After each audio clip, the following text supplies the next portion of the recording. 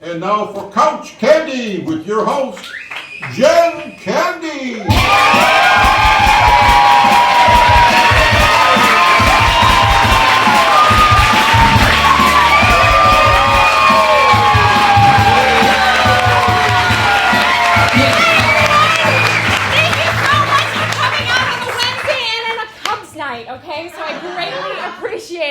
I am your host, Jen Candy, for those of you who don't know me. My father was the late, great John Candy, who is no stranger here to Second City. Now, tonight I have a very special guest, a Second City alumni, someone who I like to think as a triple threat. They've acted their way through dozens of characters of SCTV. They've sung their hearts out in Three Amigos. And they danced their way onto Broadway. The very talented and a very good dear friend of mine and my family's, Martin Short.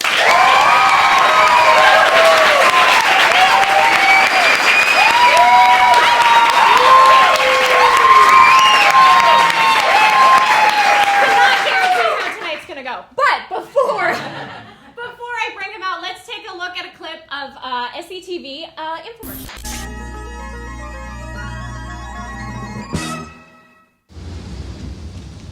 Has this ever happened to you? Hey, taxi! Why you? A perfectly good day ruined, right? Wrong. Not with Ronco's new shower in a briefcase.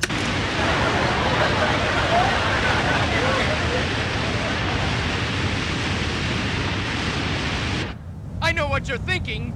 Sure, he's clean, but he's still soaking wet. Well, not for long, because I ordered early enough to receive this special bonus attachment, Ronco's new blow dryer in a briefcase.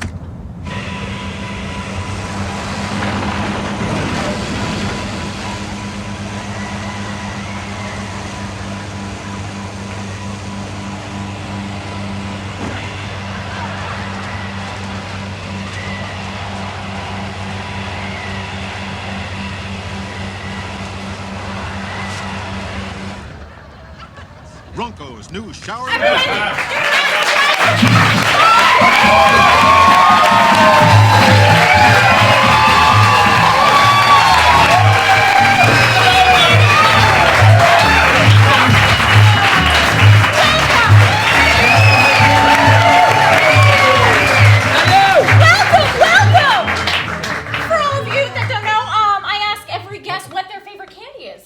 Crispy Crunch. Crispy Crunch. Can you, Absolutely. as us fellow Canadians, can you explain to these lovely Americans here what Crispy Crunch is? I don't know, it's like a Butterfinger with attitude. Who wants to try one? 1, 2, 3, go!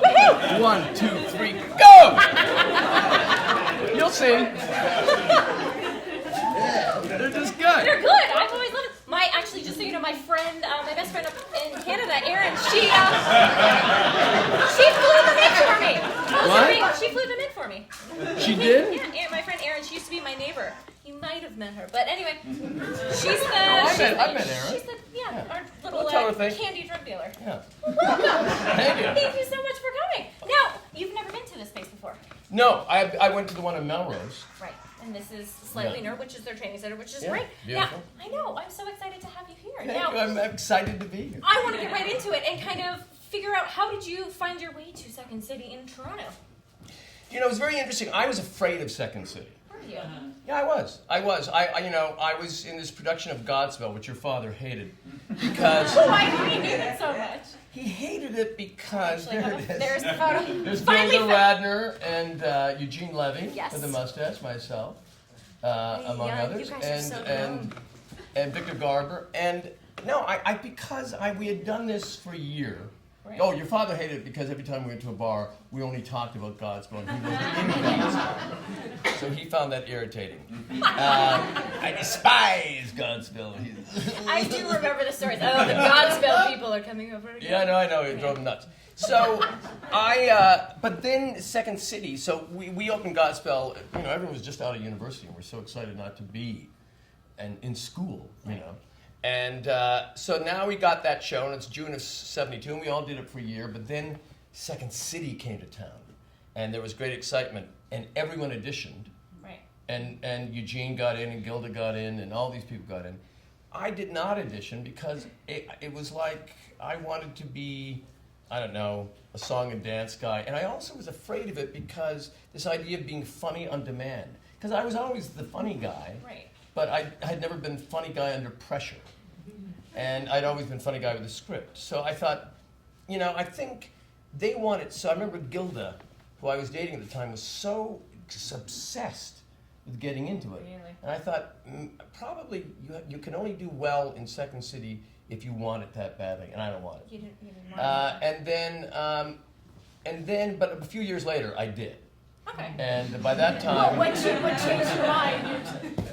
what changed my mind? Paycheck or- I think I'll tell you why. Because for the next 5 years, Yeah. everyone did Second City stage, and then now SCTV started, and I was doing musicals and I was doing plays, but I felt I was hitting a wall, and I went and saw War Babies, which is an improv group in Hollywood, and I adored it, and I thought, that's fantastic. So I didn't have to go through workshops. I just phoned Andrew Alexander, and he fired someone. So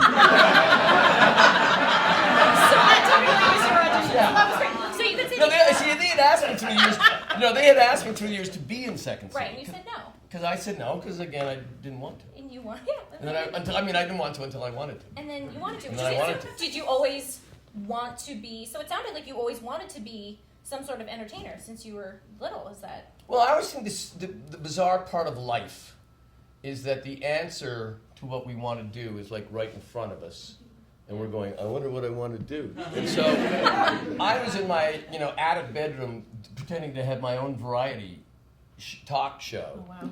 And I was on NBC every other Tuesday. Oh. I was 14, which left room for my Other activities. imaginary film career. Oh, well, that's good. And so, but then I went into medicine. Really? Not because I cared about science. I was just a fan of the TV show Quincy. And then from there I thought, well, I can't. Everyone likes about science, so I switched to social work and left an actor. Perfect. It's like me, because I always wanted to be a veterinarian when I was young, and then realized there's way too much science and way too much math, so I can way too much imagine study. Way too much. You can't drink that amount and then also study. Yeah. We all know what happens in college. You know what happens in college. Yes, we So do. you're not Nothing studying. happens a lot. Yeah, Nothing. I know. Nothing at all. I know. But I do. Okay, so you were at Second City, and then did you prefer writing sketches? Because did you have to write a lot of your sketches, and then I did. How did you create all your characters? Well, Because- again, it's just so ridiculous when I think of it. But I was like 26, and I thought I'm way behind. So. Oh my gosh. Yeah, it's true. So they used to.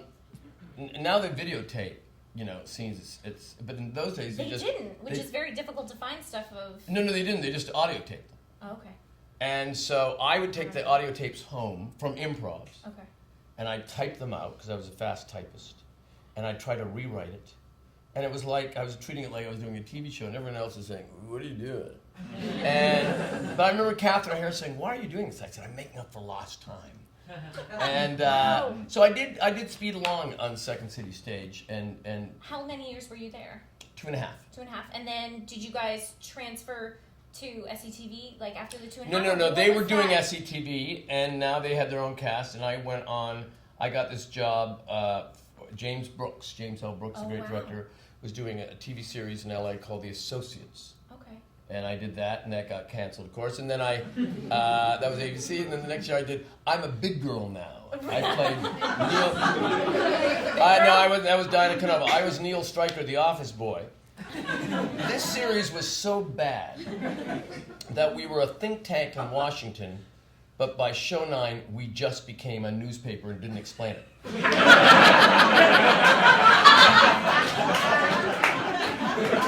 And surprisingly, that was canceled too. And then Andrew phoned and said, "Would you like to join SCTV?" Because at that point, he thought either Dave or Rick were going to leave. And then they ended up both leaving. So I did about 4 90-minute shows with all of them. Okay. And then Dave, Rick, and Catherine left. And then we did another season on NBC, 82, 83, Right. with your dad, Yes. and Andrea, and Eugene, and Joe, and Marty. Right. And then that's where you created a lot of your characters.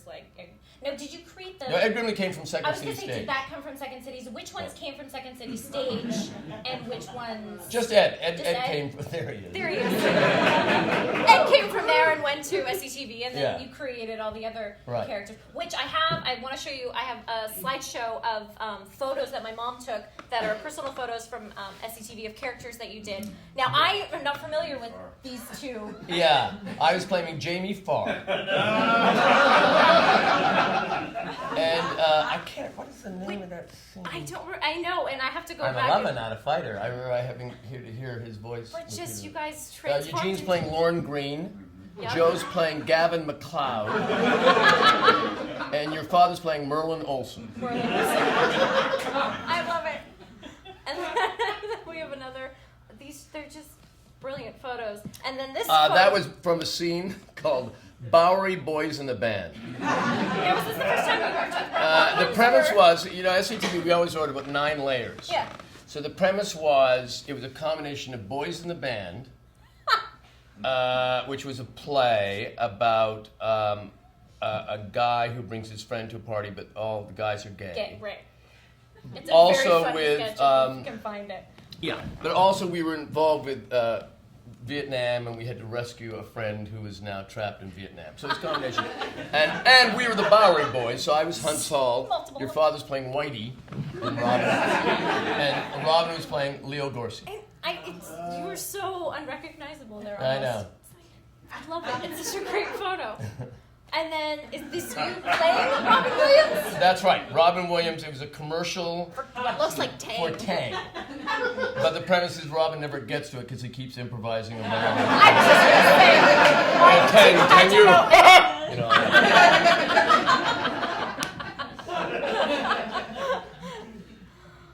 That's Irving. when your father, as William B. Williams, leaves the Sammy Modern Show and gets his own show, and it's a horrible, horrible show.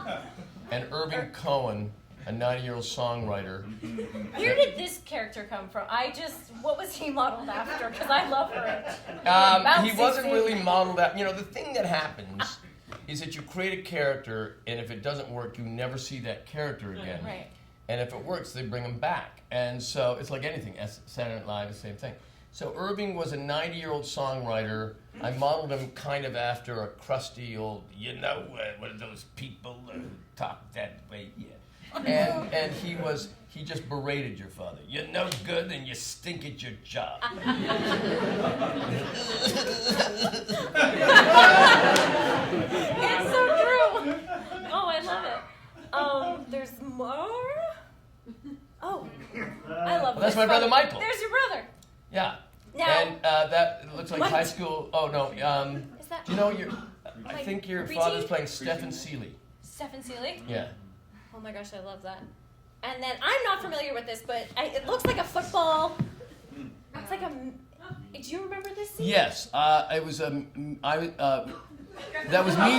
That was Mean You Joe were the Green. child. I was a child who was ill, and those are my little fake feet.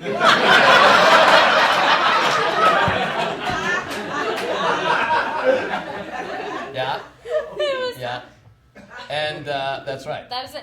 And then Jackie Rogers Jr. Jackie Rogers Jr. Not to be confused. At first, someone saw this photo and thought it was Lonnie Anderson. I was like, no. No, Lonnie Today. Yeah. Lonnie well, today.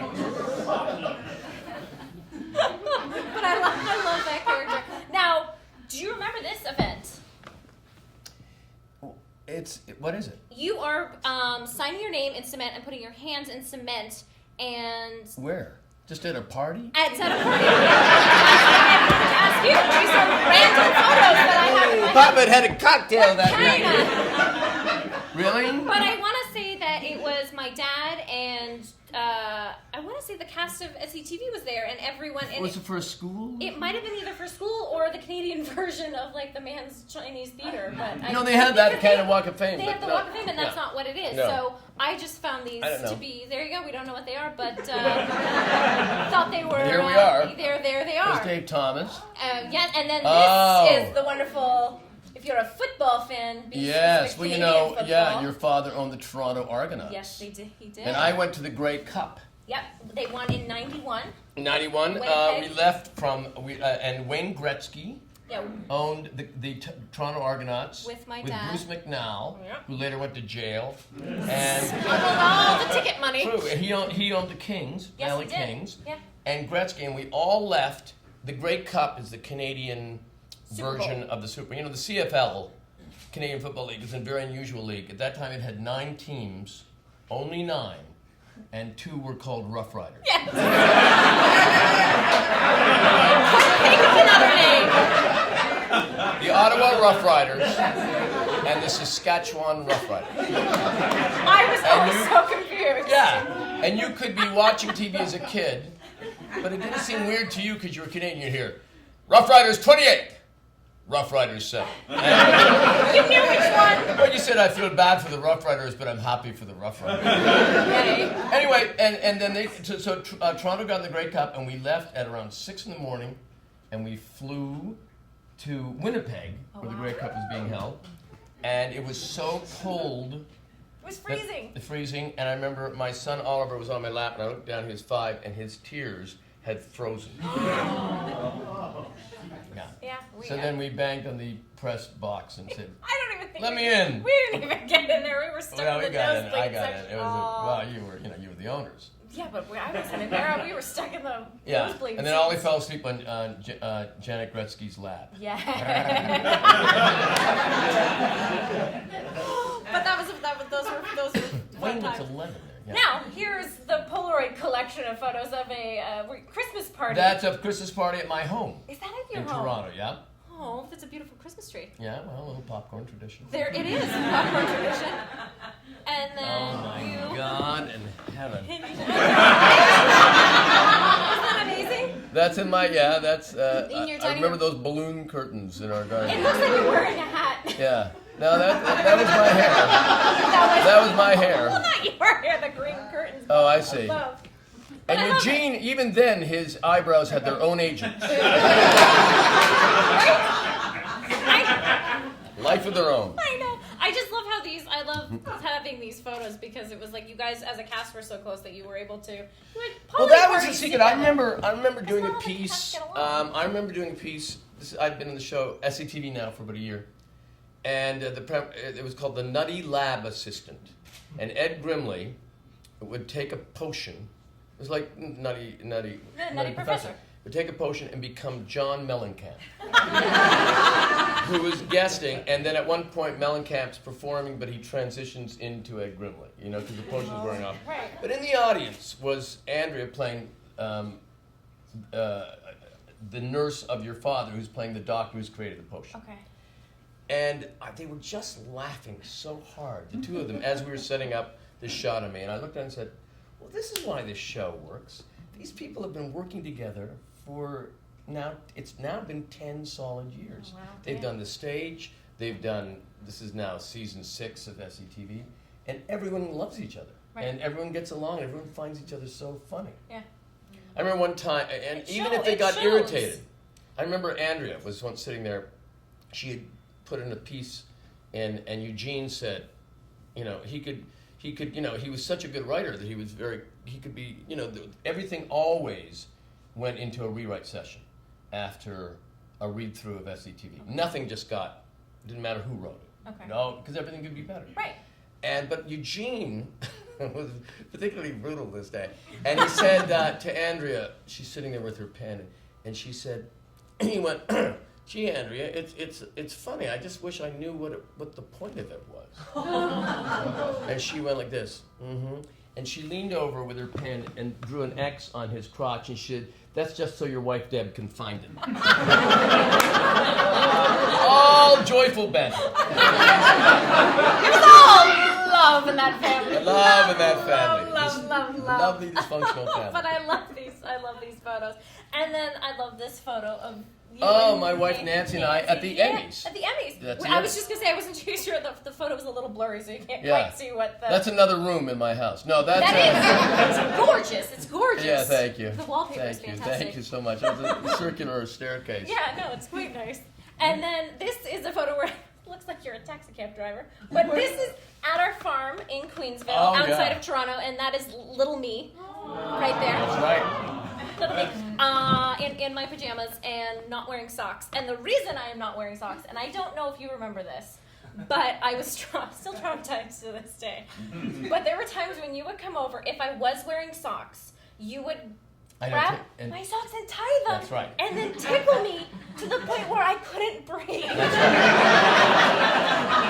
Absolutely true. Still to this day, Yeah. if anyone comes near, smiling, and I always just have that vivid memory I used to of love the the time. socks being tied. But I remember I'd go to the farm. I think at that time I was there because John and I were going to write a piece, and we never would get to it. I was Suddenly you'd say, John, we got to start writing it. Yes, you're right. And, oh, the billiard table's arriving. And so 8 guys are carrying in a billiard table. Now we're playing billiards. I know we had a pool table. Yeah. What was your thought when my dad said, "Oh, I bought a farm"? How'd you lose your pillow? Yeah, I lost it. Here. Oh, I thought it was cool. You know, here's the thing that was amazing with your father and mother. And John was like, he was like, he picked up all the tabs. I'm paying for it. And I'd drive home with Nancy and say, John makes the same money as we do. Where does all this money? He was so generous and just lived life that way that John buying a farm when we were living in a second-story flat made sense. You know, and I had an inheritance. You know, it was all. I think there's a couple more photos of the farm that we have. Maybe it'll. Okay, so this is our backyard. Once again, in the very corner is me with the blonde hair. And it looks like I think you're either carrying.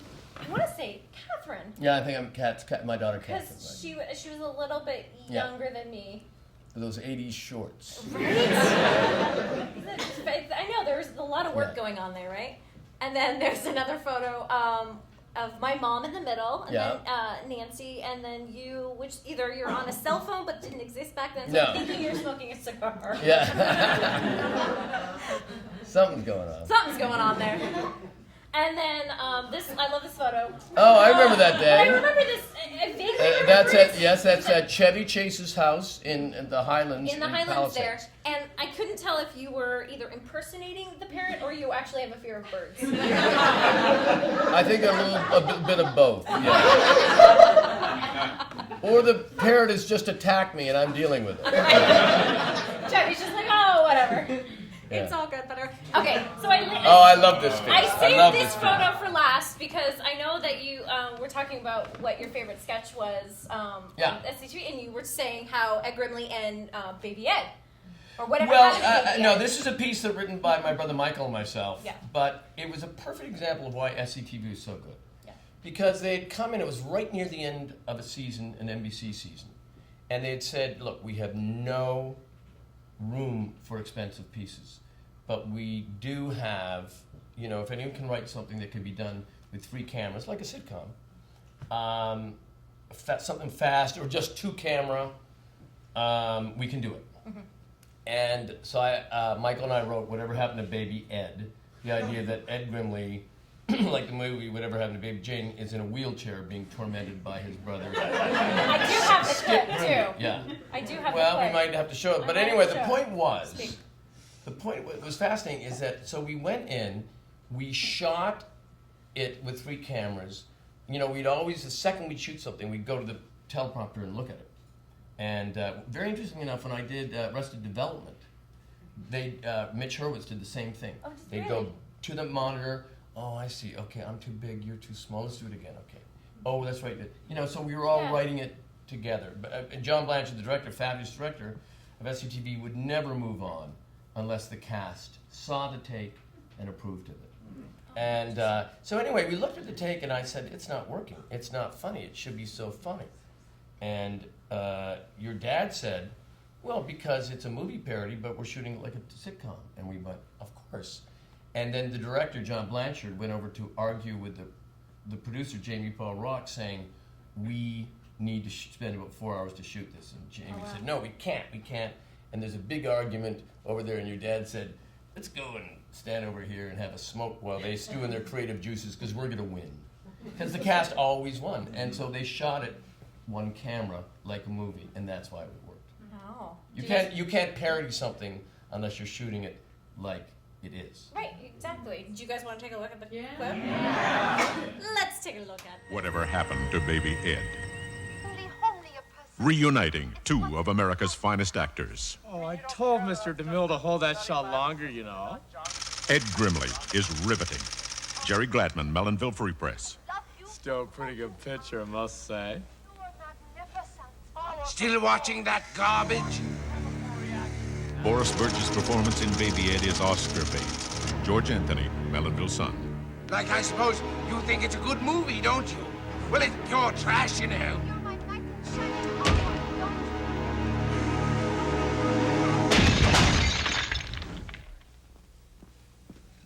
Well, that wasn't a very nice thing to do. Well, like, I suppose you think it's a wonderful thing to spend a whole day downstairs preparing your meals all day. Oh, I suppose I should just run downstairs and prepare them myself. Talk about talking mental. Mental? You're saying that I'm mental. You're excluding yourself from being mental, you know? Oh, yeah, I'm really the mental one, I must say. Like, I was the one who just smashed in the television set, and I was the one who ran down his own brother.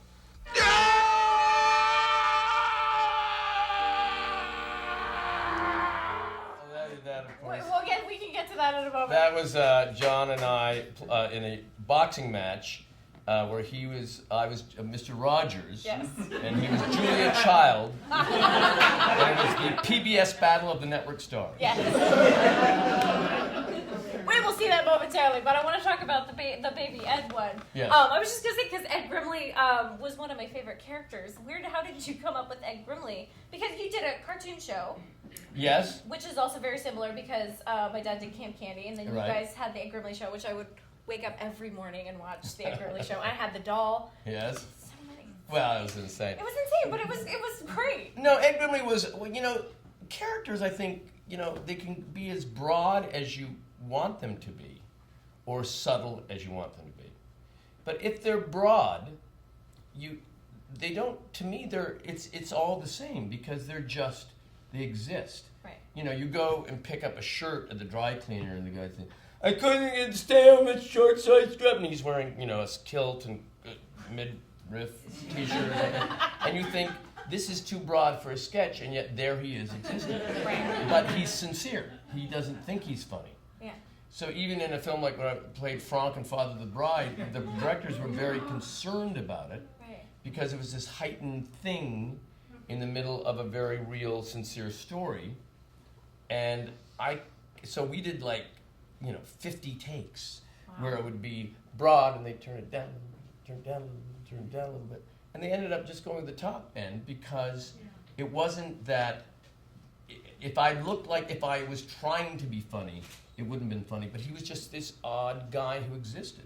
And after I finished the first Father the Bride, I went to a rich person's wedding who had a wedding planner who actually had his initials on his loafers, and I thought, there you go. You can't go broad enough. Up. Yeah, you can't go broad. So Ed Grimley, but I think that if you create a character, but it's based on someone, even if it's a combination of a few, but if it's kind of an impersonation, it grounds it. So there was a guy in high school. He wanted to be a photographer, and he talked like that. And I'd say, Stan, did you take some photos this weekend? Yeah, I took a lot of slides, but I'm not going to develop them because I don't see the point because I took them so I know what they are. So you put that away in your brain, and years later you make thousands of dollars.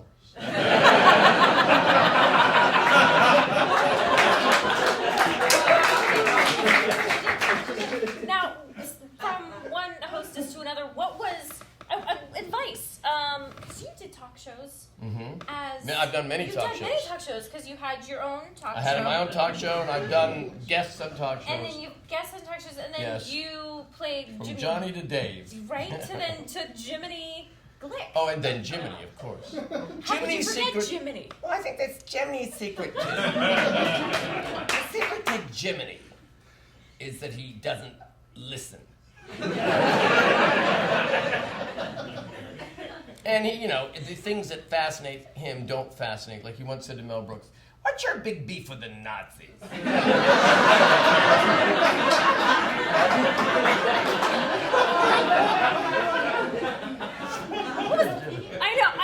I remember going to see, because you shot over at Hollywood Center Studios. Yeah. Which is where I currently am working. Primetime Glick. Primetime Glick. And so I remember going to that and seeing, and that just being so surreal. And you grow up around it and seeing everyone in costumes, but I know. that character, the costumes and the hair and the makeup and and it's always the same people: Judy Cooper, Seeley, and Barry Shepherd. Everyone from SCTV on, which was fantastic, and they're geniuses, which I absolutely love. So yeah, that character makes me laugh so much. He once said to Steven Spielberg, "When are you gonna make the big one?" You were saying that Glick was asking Mel Brooks and Nazis. Not that we're going to talk about Nazis, but what was it like working with Mel Brooks?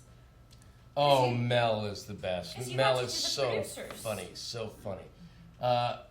Matthew Broderick tells a funny story about Mel that Matthew had this idea. This is in rehearsal when they were doing it in New York. He and Nathan Lane and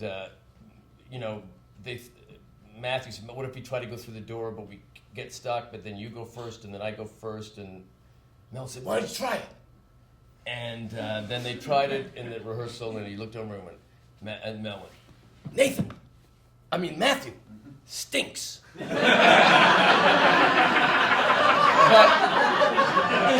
when I did I did 3 Broadway shows in the 90s with Neil Simon, the genius Neil Simon. Yes. And and Mel wrote shows for Sid Caesar together. Okay. And he said that Mel Brooks would make him laugh in anticipation of what he knew he would say. In other words, if they were walking down the street to go to lunch in New York, if there was someone approaching that looked ridiculous, Neil knew that he couldn't not say something. And so just knowing he'd say something, Neil would start laughing. But one time, they were walking down the street and 4 nuns were approaching them. And as they passed, Mel said, "Sorry, girls, the sketch has been cut."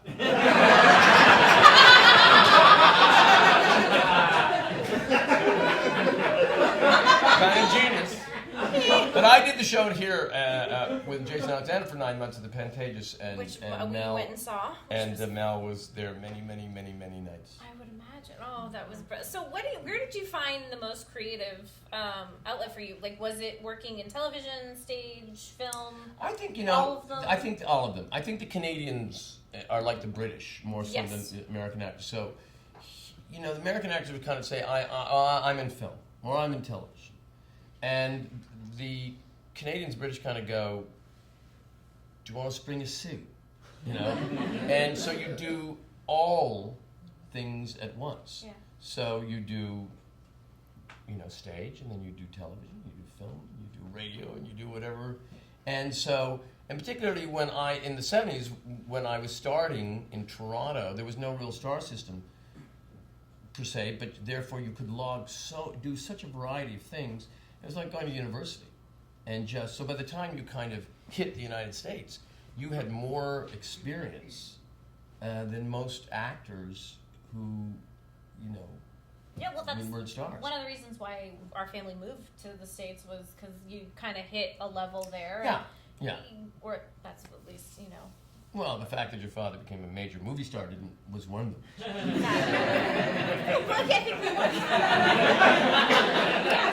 Really? Yeah.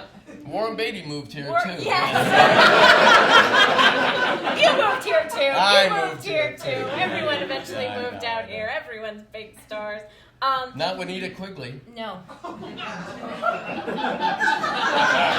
just saying, you don't know her because she never made it. No. But I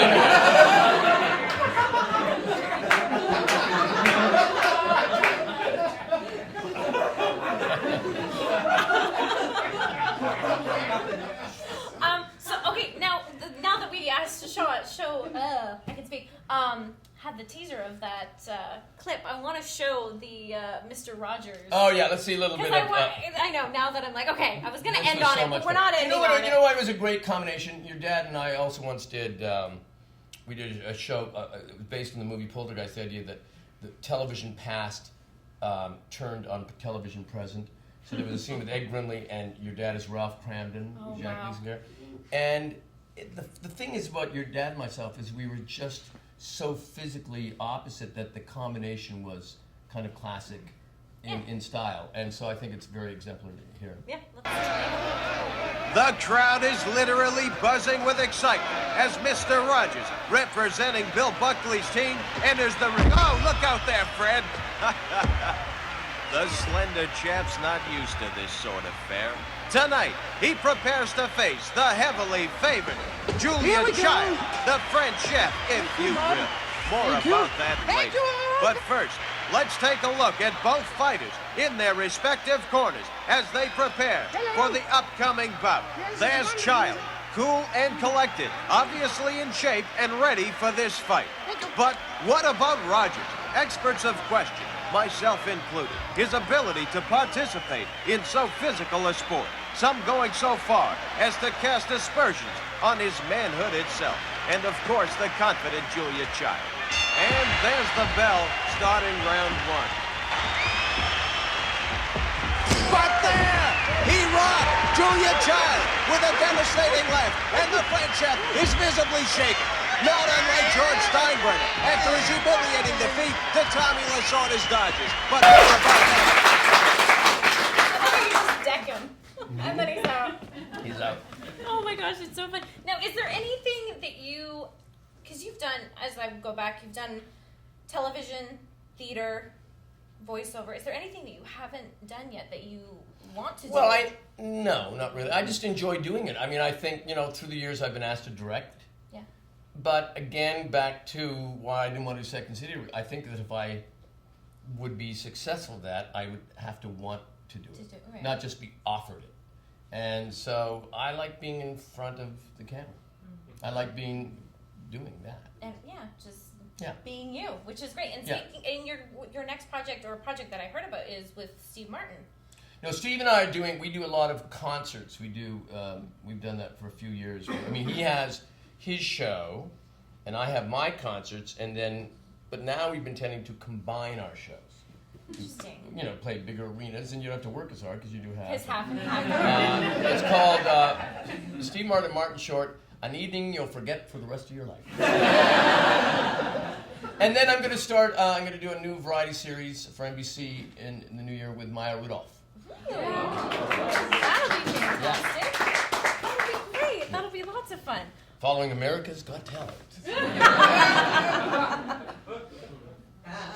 Now, how many years were you on SCTV? Did you say 6? No. I was SCTV 3, I guess. It was just 3. Yeah, because I was the interloper. I came, so it was about 2.5, maybe 2.5. Right. And then I went to Saturday Night Live next. And then few I was months going to say, later. what was that like? Well, that was completely different. I mean, you could understand the advantages that both shows had. You can't duplicate that thing that happens when they go live from New York, and it's just there.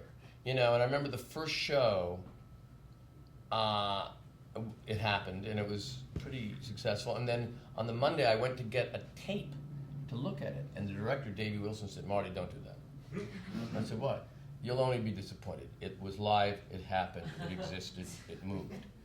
So what was great about SCTV is that you could do a piece and it would be, let's say, it was a movie parody and you thought it'd be hilarious and it's 5 minutes and it didn't quite work, you could edit it. You were doing movies, but it would be a perfect 2.5-minute movie promo. If you're on Saturday Night Live, it would be 7 minutes, and you'd say, "Gee, those pieces go on too long." So it's very hard. I mean, I found transitioning from SCTV to Saturday Night Live very hard to write live stuff that had to work. SCTV, we didn't have an audience, so if people didn't like it, we didn't know, and we played to our own headspace. Right. Saturday Night Live, if a piece is bombing, you know. You knew. Yeah. Almost very. And then it's cut. And then it would get cut during between dress and air. between dress and air. Wow. Although I used to go in, Dick Ebersol, who did it. I didn't do it with Lauren, actually. I did it with Dick Ebersol. Okay. And he would say that I was the only cast member that would go in and ask for a piece to be removed. Well, they tended to put my pieces in because I wasn't in that much. You know, I'd only write a couple of pieces a week, and the writers didn't know what to do with me, so they wouldn't write anything. And so, but I would know if it wasn't, you know what I mean? You know, you had that feeling if it was. Yeah. I'd rather be light, and then someone said, "Yeah, I wish he was in it more," than just tank. Oh, there you go. Well, that would be horrible. I was trying to think. You did Ed Grenley there. Yes. And then. And how many years you were SNL? 1 year. I had a 1 year contract. Christopher Guest, Billy Crystal, and I,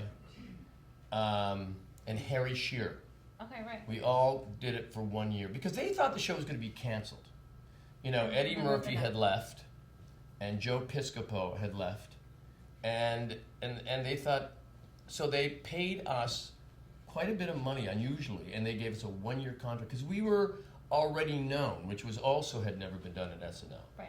Usually people are brand new and then you get to know them. But now they were saying, we'll bring these kind of, you know, Dick used to call it the George Steinbrenner year. You bring in seasoned veterans a little bit and they will bolster the show. Amazing. And then the next year, Lorne came back. Yeah. And that was 85 and he's still there. And then he's still there to this day. So then you left. Oh, and Lorne's producing this TV show. Oh, there you go. See, it comes full circle. Yes. Like I always feel like Well, he's a very good old friend of mine. Yeah. Canadian. Yeah, Canadian. Fellow Yes. Canadians stick together. Yes. Oh gosh. Now you and my dad didn't do any movies together, right? We did no movies. We did the David Steinberg show. Right. He played Spider, and I played Johnny Del Bravo. That was before SCTV. That was 1976. Oh my gosh, I don't think I remember that. Yeah. I remember like David Steinberg, but I don't remember. And that was a show that was on for Okay, I think I knew that. 1 full season. No, and you did. I do remember the story. My dad, was he supposed to be in Three Amigos, or did he turn that down? Turned it down. Did he? Oh, I was the cheap amigo.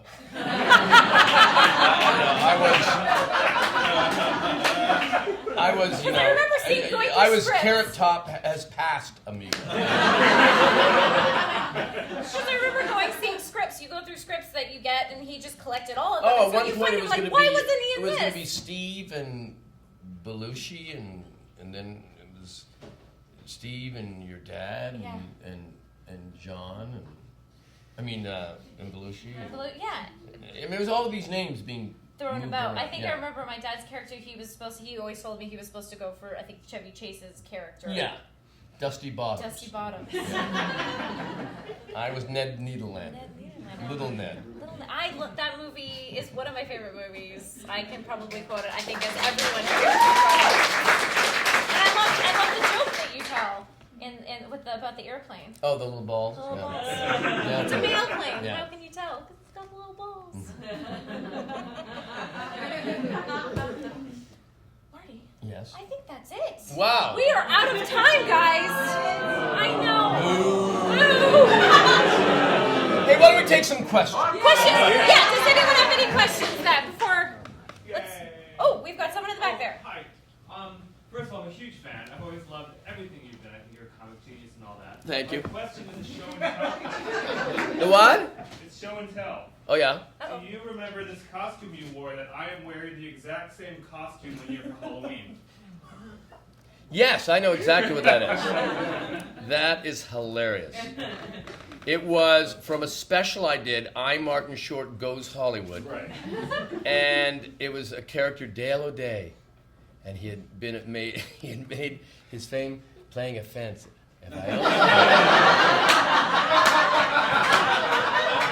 that is brilliant. So I stumbled across it looking for a Halloween costume, and I was like, that is not the exact same fence outfit that Martin wore.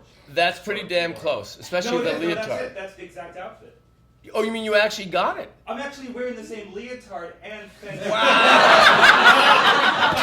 where did you get it? At some costume warehouse. That is amazing. There you go. Terrifying and amazing.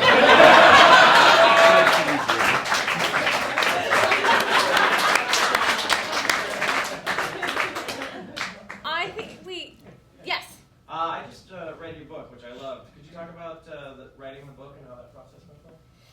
Well, it's interesting, you know. I did a lot of dictation because I knew that